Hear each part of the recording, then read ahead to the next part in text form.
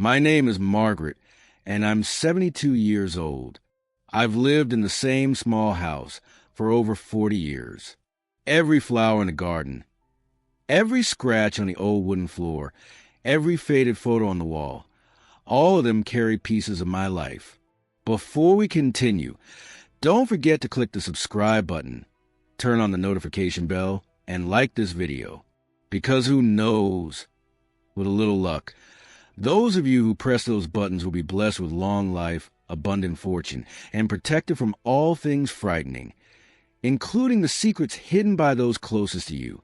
This house wasn't just where I lived. It was where I loved, where I raised my son, and where I said goodbye to my husband. Until the day everything changed. Until the day a stranger knocked on my door and told me that my own son had sold my home. It all started quietly. Too quietly, perhaps. My son Ethan had been visiting more often than usual. He brought me groceries, fixed things around the house, and always asked how I was feeling. At first, I thought he was just being kind. He had a good job in the city, and I was proud of the man he'd become. But lately, there was something strange in his smile, something that didn't quite reach his eyes. One morning, over tea, he said, "Mom, maybe it's time you move somewhere smaller, a place easier to take care of." I laughed. "Ethan, I've been taking care of this place longer than you've been alive. I'm fine." He looked down, stirring his cup slowly. "I just worry about you, that's all." It was sweet, or at least it sounded that way. But deep down, I felt uneasy. Weeks passed. Ethan kept bringing up the same topic, downsizing, retirement homes, easier living. I kept refusing. This was my home. The only thing I had left of my husband, George. When George died 10 years ago, I promised I'd never leave the house we built together. He had poured his love into every corner. From the little porch swing he built with his bare hands, to the rose bushes he planted for me every spring. Leaving this house would feel like burying him all over again. One Friday afternoon, Ethan stopped by unexpectedly. He said he needed to handle some paperwork, and asked if I could sign a few documents. I remember the papers looked complicated.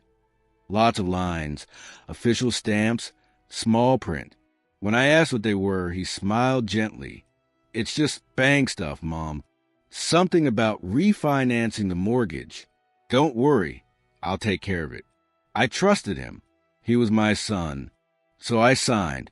I didn't know I had just signed away my home. 2 months later, everything seemed normal. I baked cookies, tended my roses, fed the birds every morning. Ethan called less often, but I thought he was just busy.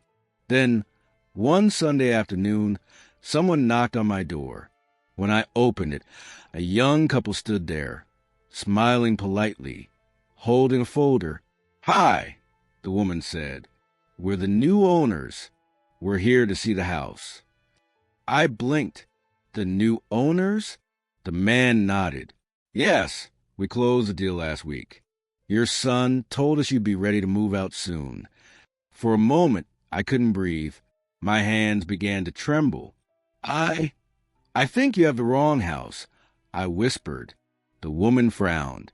"Isn't this 42 Maple Street?"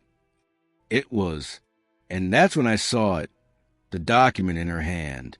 On the top corner, printed in bold, property sale agreement, and under seller's name, Ethan Walker. My knees went weak. The couple looked at each other awkwardly. The woman spoke softly. "Ma'am, I'm so sorry, but the house legally belongs to us now." I closed the door in their faces. I didn't mean to be rude. I just couldn't stand there another second. My son, my only child, he had sold my house, my home, and never told me. I called him over and over. No answer. When I finally reached him that night, his voice was calm, too calm. "Mom, please don't be upset. You'll understand when I explain." Explain. I shouted, my voice breaking. "Ethan, you sold my home. without even telling me. It's not like that. I needed the money just for a little while. You'll stay with me until I sort things out. It's temporary. You lied to me, Ethan. He sighed. I didn't lie. I just didn't tell you everything. You're old, Mom. You don't need a house this big anymore. Old. That word felt like a knife. That night, I didn't sleep. I sat by the window, staring at the porch swing, the same swing where George used to sit, and hummed the birds, the same swing where I once held baby Ethan in my arms. And now, it wasn't mine anymore. The next morning, the new owners came again, politely, gently. They said they had already paid and needed to move in within a week. I didn't even argue. What was the point? The law was on their side. I packed my things slowly. Every item I touched carried a memory. The photo albums. The teacups George bought me on our 25th anniversary. The old clock in the hallway that always ran 5 minutes late. Just like him, I cried over everything. Ethan came by once, pretending to help, but he couldn't even look me in the eyes. I asked him why. Why would he do something so cruel to his own mother? He said, Mom, I had debts. I didn't know what else to do. I thought I could buy the house back once I got the money. I just needed time. Time. I whispered. You took my home for time? He didn't answer. He just looked away.